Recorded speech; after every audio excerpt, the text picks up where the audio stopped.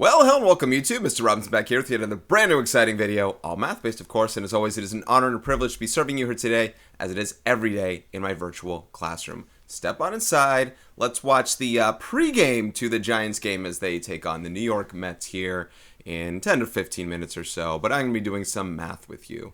In an integrated math 2 format, if you will, we are going to be looking at characteristics of function graphs, as this title suggests. What that means is basically what a graph is doing over time, and we get to understand its mid-range behavior, not just end behavior anymore, but what's happening in the middle and on what intervals or at what values is something occurring. A maximum, a minimum, a zero, whether the function's increasing or decreasing, and just play with what's called the average rate of change, slope.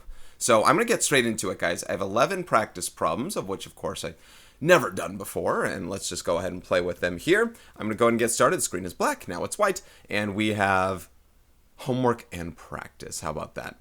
The graph shows a function that models the value V in millions of dollars of a stock portfolio as a parenthesis.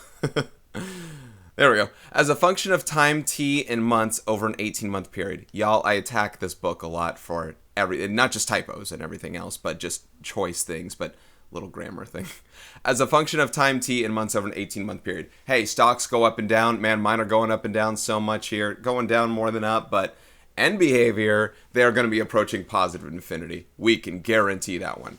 All right, guys. So here is some stock, right? Here's what's the Bitcoin. Here's Bitcoin, man. Stock's going up, stock's going down, stock's going up again, man. That is so Bitcoin right now. And I am not invested in Bitcoin, by the way.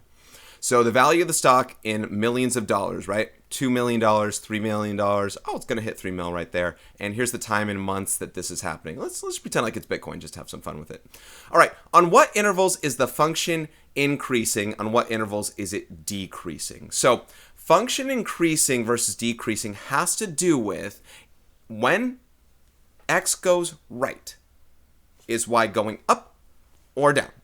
And that's basically what it's being asked. So increasing is all about when is our graph going up and to the right, and when is our graph going down and to the right. When we say when, we are referring to x, or in this case, t.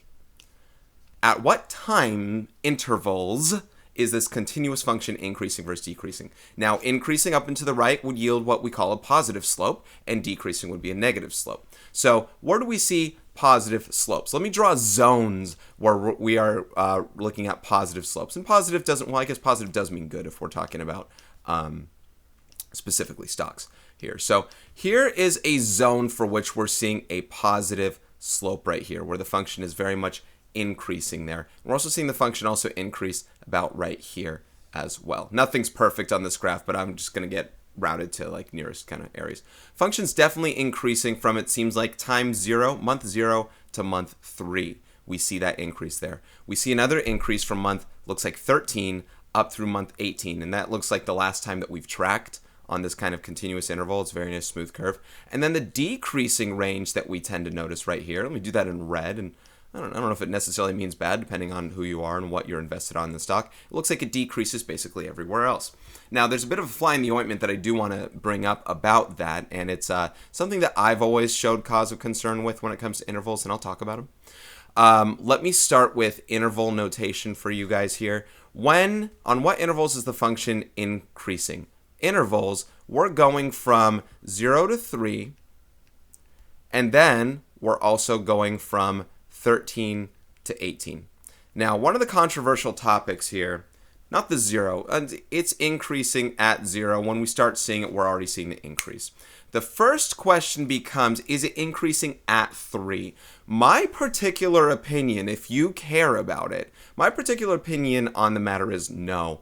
At month 3 exactly, we have a slope of 0. We have a flat line where this thing's plateauing. It's neither increasing nor decreasing. However, when you venture into calculus and you start seeing, and by the way, when you start doing this stuff, guys, congratulations, you're learning one of the foundations that calculus is built on. Function increasing, decreasing, values of it and stuff like that. You are doing calculus. You can go tell your parents that right now. But for some reason, reason, I still do not know why. I have to argue with enough people on it, but they just say that's just the way it is. For some reason, they decide to say that at the value where it has plateaued, peaked, reached the top right here with a tangent line that has a slope of 0, for some reason they're okay with saying it's increasing there and it's decreasing there at the same time. I'm not a fan of it. But I'll give you both interpretations of it. So I personally like to say it's not increasing at 3. It has stopped increasing at 3. It has gone from increasing to decreasing. That's my personal opinion on the matter. But you will also see this as very acceptable from 0 to 3 with 3 included. Basically, neither is wrong. I think this is wrong, but on an AP calculus test, if you're asking which one's increasing, neither is wrong. And if only one is available as a multiple choice option, you got to take it. So neither's wrong. Okay? I think this one's more right, though. Okay. From 13 to 18, same kind of thing. At 13, and sorry about talking about that whole thing. It's just something that it kind of bugs me, and I want to make sure that you understand that if you see either or, you're fine. Now, the interval on T, basically, remember, we're talking about T here. Basically the same thing here, but this is from the flat zone where I believe that 13 shouldn't be considered. At month 13, it goes from decreasing to increasing, and it's a slope of 0 there. And then 18, it is still increasing throughout that portion where we do see it stop. We don't really know what happens beyond that, but it was last seen increasing there. So that's true. This is also a very acceptable answer here, which, again, I don't agree with, but you know what? Why argue with the math gods on something like that? There we go. So either set is acceptable. Now, you should be consistent. You should either do one or the other. I mean, or use both, but don't go like this and then this. That's kind of weird. All right, on what intervals is the function decreasing? Now we're looking at the red zone. We're going from month 3 to month 13, all the way from one to the other. And just like before, you can either do from month 3 to 13, where neither 3 or 13 are included, which I believe this is the best answer, or 3 to 13 where both are included. You shouldn't do anything else in between that's not these. One or the other. Totally acceptable. Again, I'm more a fan of this. Now, hopefully you're banking off my last video where I used interval notation, and the square brackets mean that the value is included and the parentheses mean that the value is not included. If you want to look at an example, and I'm only going to write one, if you want to look at an example of, say, what this means, this is from 0 to 3 on T. That's using the inequalities or set notation. If you define the variable T, it says that. Anyway, they didn't... Sorry about that. I thought I was on vibrate. Anyway, you can use either or when it comes to that. Okay, you can use either or. So just make sure that you're just understanding that. Okay, number 2, identify any maximum values and minimum values. Now, when they say maximum or minimum, they are not just asking how high does this graph go, how low does this graph go. The proper phrasing of this is another thing in calculus, by the way. It's relative or local maximum, relative or local maximum or minimum. There are two different kinds of maxima and minima. There are relative or local max and mins, and there are extreme or global max and mins. The extreme or global max and min asks how high does the graph absolutely go and how low does the graph absolutely go. That's not what we're talking about here. For relative or local maxes and mins, we're talking about where does the function go from increasing to decreasing, and where does the function go from decreasing to increasing. So despite the fact that this is the absolute maximum of this function, that this is the highest that the graph ever goes, this is not a maximum or minimum based on what's being asked here, because we're looking for the relative ones. Where does our graph go from increasing to decreasing? Well, it does right here. And where does it go from decreasing to increasing? Well, it does right here. And this relative minimum actually also happens to be the absolute minimum, but that's neither here nor there. So it occurs, there is a maximum value. There is a maximum value of, and we're referring to the y value. What is that value? Here's 2, here's 3. This looks like 2.5, so 2.5. There's a maximum value of 2.5 that occurs at the value t equals 3. The maximum value itself is 2.5. The occurrence of it, the location, when it occurs is at t equals 3. Okay, That's a relative maximum, like I said. Now there's and there can be more than one relative maximum, by the way, guys. If your graph goes up and down and up and down and up and down, these are all relative maxima because these are all different points where we go from increasing to decreasing. And these would be relative minima right here. So there can be more than one. There can be more than one. Now this goes from decreasing to increasing right here. This would be a relative minimum right here. So there is a min of, and this looks like, so this is right here. That's 3/4 of the way up to 1. That's 0.75. So there's a minimum of 0.75 that occurs at the t value of 13. So there's a relative maximum. We're just going to say max, but there's a relative maximum. I just said we're just going to say max. There's a maximum of 2.5 at t equals 3. There's a minimum of 0.75 at t equals 13. If they just specifically ask for the max and min, you could just say those, but I want to say where they occur. What are the functions domain and range? Okay, how far left and right does this graph go will be the answer to domain. And for the sake of doing things different, this time I'm going to use inequalities for domain and range. So the domain of this thing here, it goes as far left as 0, and it includes 0. It goes as far right as 18, and it includes 18. The span at which we track this stock's portfolio is from months 0 to 18 inclusive. So from 0 to 18 on T. That's the domain. The range, this is where we ask about the extreme, the absolute minimum and the absolute maximum. How low does this graph actually go? How low does the stock value go over the course of these 18 months? How high does it go if there's a min and a max? And there is a absolute minimum at $0.75 million. So $750,000, I guess. And then there is an absolute maximum at month 18. And listen, there's at month 19, maybe it even goes higher. We don't know. But there's an absolute maximum within this domain at $3 million right there. So our value goes from 0.75 to 3 on this continuous function. That is its absolute low and high. So we go from 0.75 to 3. Those are in millions of dollars for stock value. I know I spent a long time on the first 3 questions there, but I hope that, just because I don't think we hit some of these kinds of questions again, so I really want to make sure that I covered the whole spectrum there.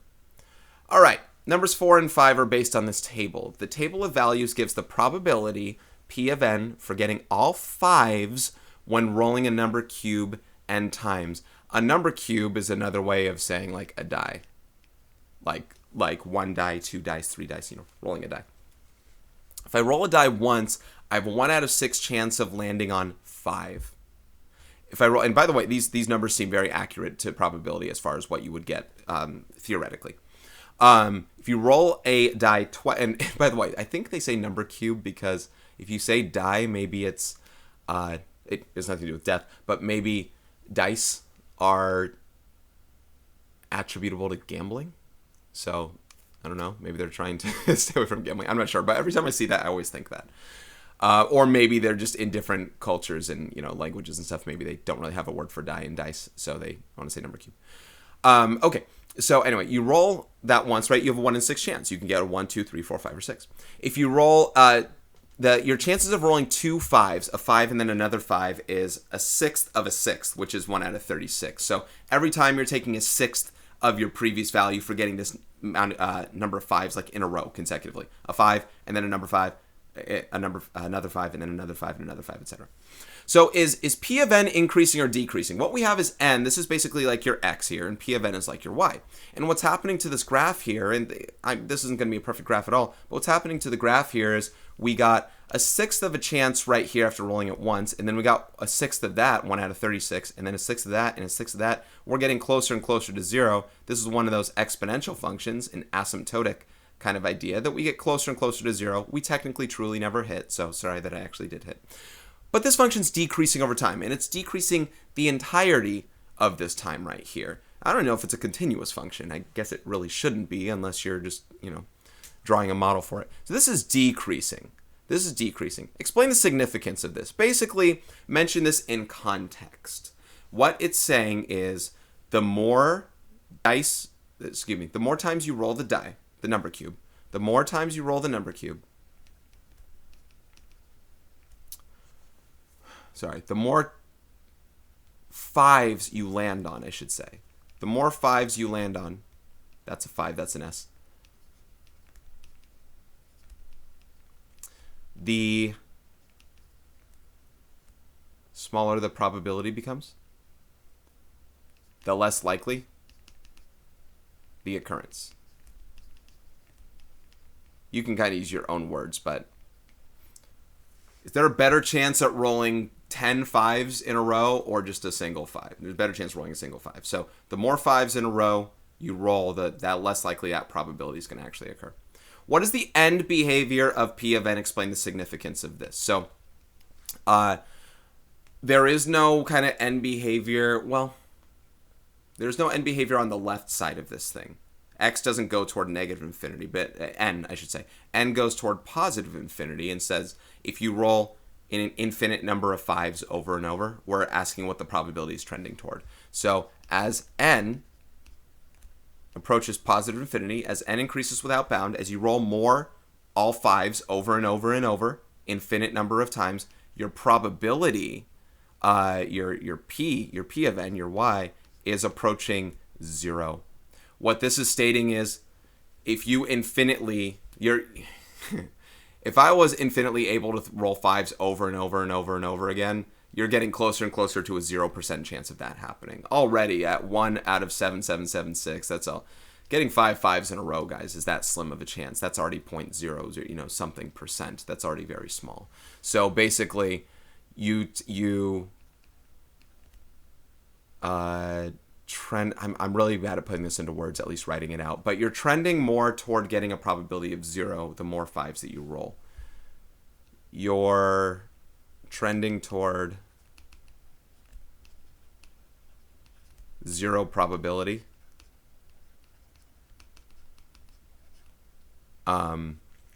By rolling, I don't know, I guess an infinite number of 5s. An infinite number of 5s. Let's do a 5 apostrophe S. That looks a little better. All right, there we go. That's numbers 4 and 5. So there's just kind of another instance of kind of what we're playing with there. All right. Number 6 and 7, you're going to start seeing this thing called average rate of change. Another word for that is slope. Average rate of change means slope, but average rate of change just means over that time what is just tending to happen if I could just connect the two dots. So really, it's not an instantaneous rate of change. It's not what's happening at every instance. It's just how did that grow over that time. So I'll kind of give you an idea with a very rough graph with this as well. The table shows some values of a function. On which intervals is the function's average rate of change positive? Select all that apply. Okay, what I need you to understand with this graph here is we only have very specific points here, and we don't have the entire, this function we're going to assume is a continuous function, and we don't have everything that happens in between these, right? If the only data points that you have here are at 0, 1, 2, and 3, and it goes from, I don't know, there's, at 0 we have 50, and then at 1 we have 75, and at 2 we have 40, and at 3 we have 65. That's between 50 and 75, like that. Here are your points. There may be some sort of assumption that, hey, this is what your graph did over this time. And you know what? We saw that with that other stock thing. It's very possible. But who's to say that the graph didn't do this?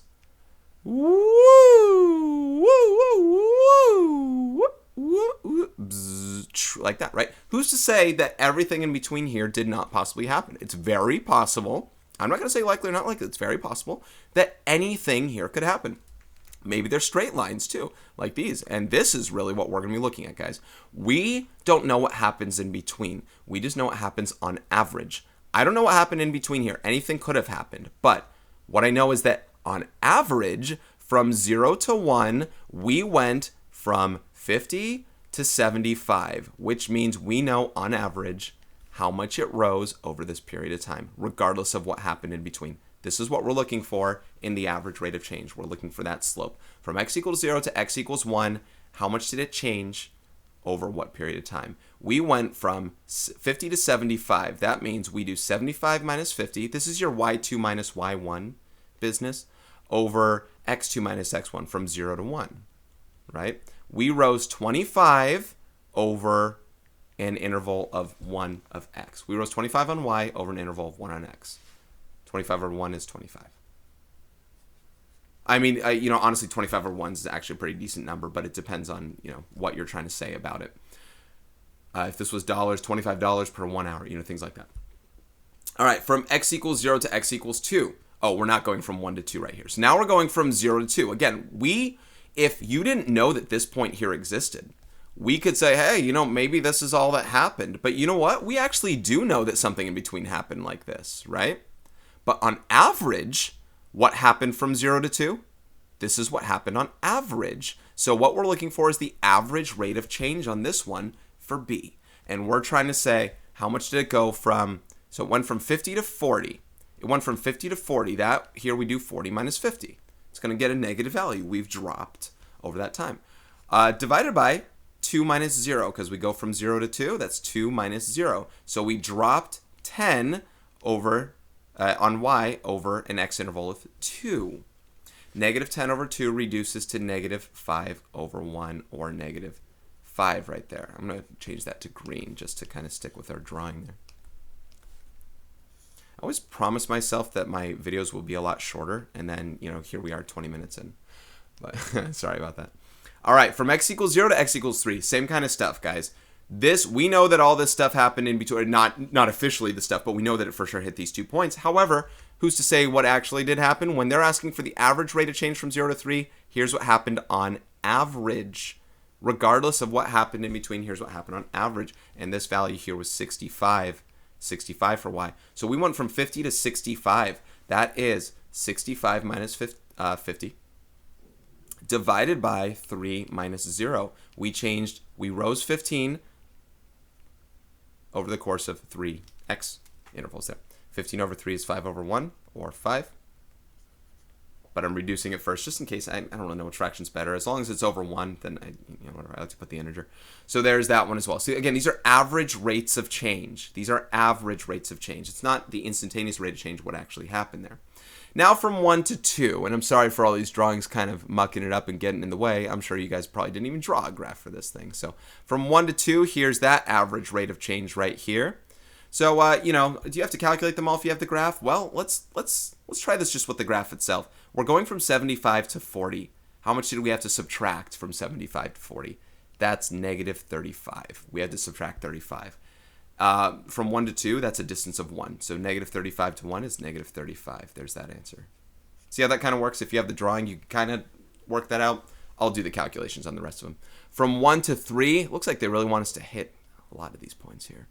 Let's do this color. From 1 to 3, here's our average rate of change. We're going from 75 to 65, so that's 65 minus 75. We always do final minus initial, right? If I go from 5 feet tall to 6 feet tall, how much did I change? I do 6 minus 5, which is 1. I grew a foot to figure it out.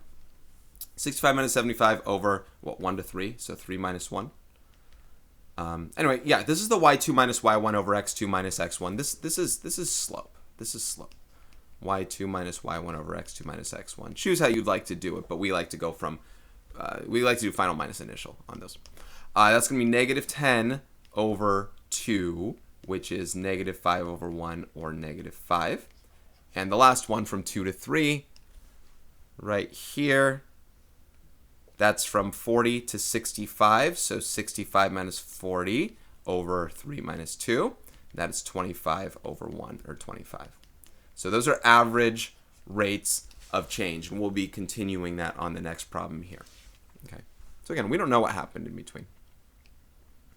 All right, use the graph of the function to identify the function's specified attributes. Now this time here, we do have a continuous function, fully labeled. We know exactly what happened in between anything, but sometimes we still like to look at average rates of change for, a lot of different reasons. There are quite a bit, and I'll give you some very specific examples. I'll give you that I'm thinking of right now. So find the function's average rate of change over each interval. One more time, guys, we're doing that whole rise over run stuff. Now here, because we have the graph in very specific points, if you want to choose to count it, be my guest. I'll do it for a couple of them. From x equals negative 3 to x equals negative 2. At x equals negative 3, we have a y value of 0. At x equals negative 2, we have a y value of 2. the rate of change literally changes for every single bit that you have here. It's called an instantaneous rate of change. We have rates of change that are sharper here, and it slows up. It hits 0, function stops increasing, and it decreases here at a different rate of change here. It's always curvy. But a straight line for the average rate of change here, what's my rise and run? That's all it's asking. What's my rise and run over that time on average? On average, it rose 2 and it ran 1. Your average rate of change is 2 over 1 or 2. And think about an instance why you might want to do average rate of change despite the fact that you have exact points there. Let's say that over a course of an hour, you're talking about all the money that you made, but there's some parts where you make some money a little faster and then it slows up a little more, or you make a lot and then you have to spend some money and stuff like that. And you go, and I'm not going to use these dollar amounts to make sense of it, but despite the fact that all this could have happened in between, from 1 hour to the next, you ended up making $50 over the course of an hour. Doesn't matter what happened in between. You say on average you made $50 an hour, and that's really all that you care about, right? So sometimes those intervals really do matter. And remember, guys, this is a calculus-based concept here. Congratulations, your slope calculations are a way of learning calculus. Part B, from -2 to 1. Once again, this is one of those things. From -2 to 1, here's 1, here's -2. What happened over that time frame? On average, it's just a straight line. We fell how much and we ran how much? We fell 1, 2, 3, 4, 5, 6, and we ran 1, 2, 3. I like to keep my x's positive. I always like to keep going to the right here. So we go down, right, function decreasing. So -6 over 3 is -2 over 1 or -2. I'm going to be doing the counting thing on this one each time. Here I did a lot of the calculations, the subtraction, y2 minus y1. You can do that there, but because I have these values straight up, I'm going to do the counting. I hope that's okay.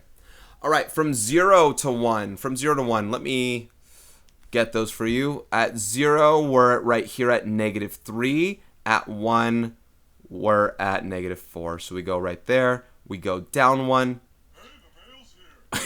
I gotta mute my other laptop. That's my email notification. We're going down 1 right there. Slope of -1 over 1, which is just -1 slope. A lot of these are going to be over 1, it seems, with fraction reductions. The one time the book's very lenient on it, when I wouldn't mind having fractions for slope. From 1 to 2, at 1 we have a y value of -4. At 2 we have a y value of 0. All right, so here's our average rate of change there. We rise 1, 2, 3, 4 as we run 1. So that's a slope of 4 over 1. Whoops. That's a slope of 4 over 1, or 4. From -1 to 0. Did we do that yet? We did not. Kind of running out of space here, but let's just lighten it up. From -1, I think that's the point it hits, to 0, we're going down 3 and over 1. So that's a slope of -3 over 1, or -3. And finally, from -1 to 2, that's a wider margin of what happens. This is one of those things where it's not really following the line trend, and this is where we're tracking kind of things over time. Imagine this being a stock that over 3 days' time, from -1 to 1, 2, 3, right? Over 3 days' time, you lost a lot of money and you got a lot of money back. And you know what happened over that time? Oh, I already used green. Hang on. Let me use red. And you know what happened over that time of losing that money and getting that money back? On average, you made $0 per day. No change on average, because you literally got back to where you were. And that's one of those things where it doesn't really matter what happened in between. Maybe it does, but so that is a no rise over 3 days of run. Over 3 run, that's a slope of 0. So that's the on average there. All right, that's a lot of that stuff. Okay. Next questions. On what intervals are the function's values positive? This is not the same question as increasing. Positive means when your y values are greater than 0. So on what intervals for x, yes, x, not t. On what intervals for x do we have positive values? So we're looking at here, there's an interval right here. Once you hit -3, you start seeing positive values right here above y, and then it goes negative again. And then right here onward, because this is an infinite because there's an infinite domain here, it seems to go up forever as well. So it's positive from then onward, we can assume. This looks like a cubic function. Even you might not know anything about that, but it looks like a cubic function. Let me just stretch it out, just because whatever. This is still positive within that domain. Should I just... Nah. Just put it above. You know what? This is fine. Okay, so it's positive on the intervals from -3 to -1. Now, one of those instances where this is where calculus just gets kind of weird. Remember where I mentioned that calculus can get screwy with those increasing things, saying that, oh, this, even though it's flat here, they count it as increasing and decreasing at the same time because, I don't know, it's stupid that way. They don't seem to do it here. You know what happens at -3? The value is 0. It's not positive, it's 0. So you know what? -3 doesn't count. And -1 doesn't count because it's 0 there. It's only positive between -3 and -1, exclusive. So if I used interval notation, I'd say from -3 to -1, not including those. And then I don't include 2. Anything greater than 2 works. So, and I can also include from 2 to positive infinity. Not literally including 2. I just mean that I can use from 2 to positive infinity. Not including them. I wonder if the Mets scored in the first inning. They did not. All right. So anyway, that's when it's increasing. All right. The equivalent of these things here for inequalities, I'll only do this once here. This is from -3 to -1 on x, not including them. When are the values negative? We are looking at, let me change the colors. We're looking at everything that would have been less than -3 for x and everything between -1 and +2 for x. Okay, so those intervals right there, that's from -infinity to -3. And then it goes from -1 to 2. Those, again, we're looking at x values there. We're looking at x values there for those intervals. All right. The positive negative speaks for itself for y. We're asking what values of x make that happen. What zeros does the function have? Zeros, another word for zeros, guys, are x-intercepts. Where are they crossing the x-axis? And those are those points that have not been mentioned yet. This is a 0. This is a 0. This is a 0. We'll call those x equals, because it's not an interval, it's just a single x value. This is at x equals -3. X equals -1, and x equals -2. I think my picture's getting in the way. X equals -2. Those are the zeros. Those are the x-intercepts. So, is there anything that is non-positive, non-negative, and non-zero on the domain of any continuous function or of any function? Nope. Those are all of them. We've hit every single value in this domain. We were negative here, we were 0 here, we were positive here, we were 0 here, we were negative here, we were 0 here, we were positive here, and everything has been covered. All right, last question here. The following describes, let me go down a little bit here. The following describes, 32 minutes in, following describes the United States nuclear stockpile from 1944 to 1974. All right, so let's see. 30-year, okay, because they're using time and years since 1944. So year 0 is 1944. 1974 would be 30 years later. So 28. So year 30 is right here. This would be the equivalent. Year 30 would be 1974, just so we're aware. All right, from 1954 to 1958, there was a gradual increase in the number of warheads from 0 to about 5,000. So they show that the warheads are measured in thousands here. So when you see 5, that's an example of 5,000. Let me plot some of those points from 0 to 5,000. So 1944, year 0, there were 0 warheads. 1958 is 14 years later. So where's 14 years? That's between 12 and 16. That's when we hit 5,000 warheads. I don't know what happens in between there, but it says there's a gradual increase. So you know what I can assume? Probably. Gradual just means probably just a constant increase that just over time we're getting that amount. Kind of like average rate of change, right? It's not like, oh, we got a lot of warheads. We lost a lot of warheads, something like that. Or we didn't have any. We have warheads. They're out of control. From 1958 to 1966, that's an 8-year gap. We'll talk about that. There was a rapid increase in the number of warheads to a maximum of about 32,000. So 1966 is 22 years after 1944. So 22 is in between. Of course, they want to do all the in-betweens, right? This book. 32,000 is between 30 and 35, almost halfway in between, not quite. It's probably about right there. Rapid increase, and it apparently hits its maximum there. So one thing that we know is, even if we did want to play with it and say, oh my gosh, it goes like this and this, we can't say that because 32,000 was the maximum. So I'm just going to go ahead and take it up to that amount. That was the highest that it ever hits. So we should never go up higher than that because they tell us a maximum. Unless they're talking about a relative maximum. I don't know, actually, suddenly. I don't. From 1968 to 1970, just 2 years later, that's going to be at your... No, I'm sorry. They don't say what happens from 1966 to 1968. From 1968 to 1970, there was a decrease in the number of warheads to about 26,000. So they don't say what happened. In a 2-year gap, we hit the Bermuda Triangle of nothingness. Maybe they meant to say 1966. You know that this thing has typos. I'm going to assume that. There was a decrease in the number of warheads to about 26,000. So 1970 is 26 years after 1944. So that's me right here. Again, it is in between. So we hit that one. So we get a decrease right there. I'm just going to go ahead and say that. Whether it's supposed to be curves or whatever is okay. Finally, from 1970 to 1974, there was a small increase to about 28,000 warheads. So 1974 was this point right here, as we talked about. 28,000 is about right there. Sketch a graph of the function. I just did.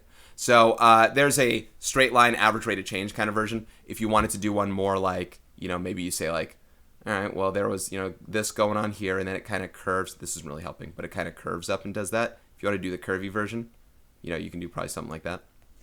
I'm just going to go and do the straight version, just say, we don't know what happened in between. We talked about average rate of change, and there it is. All right, so those were the problems that we talked about, guys. I know that we kind of ran the gamut. We talked about increasing and decreasing functions, right? When slope is positive, slope is negative. We actually did average rate of change within that. We interpreted some points of the probability one. I think that was the only problem that was really out there. And then we did average rate of change, and then we talked about positive, negative parts of functions and the zeros of a function, the x-intercepts. And then we just kind of sketched a graph based on a situation there with information.